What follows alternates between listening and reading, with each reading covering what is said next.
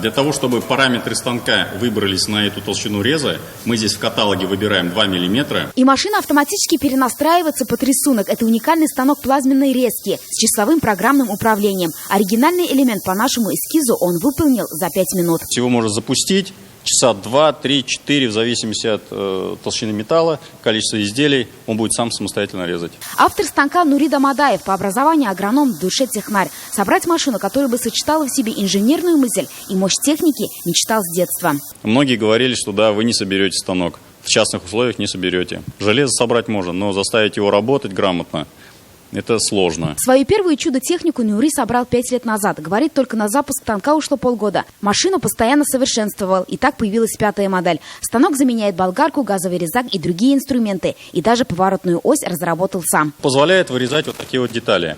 Если стандартным механическим путем ее вырезать на станках, то это займет очень продолжительное время. Такие станки есть лишь на крупных заводах. Нурида Мадаев единственный в республике, кто сумел разработать такое в условиях обычного гаража.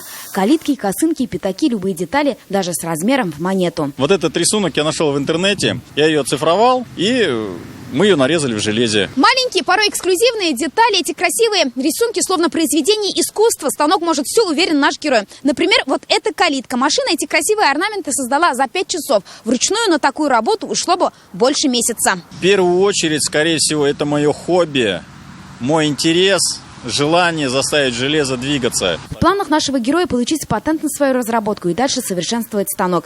Появились заказчики из других регионов. Филюза Хамидуллина, Эрик Хабибуллин, ТНВ, Лениногорск. Все новости дня в выпуске программы «Новости Татарстана» на YouTube-канале ТНВ. Подписывайтесь.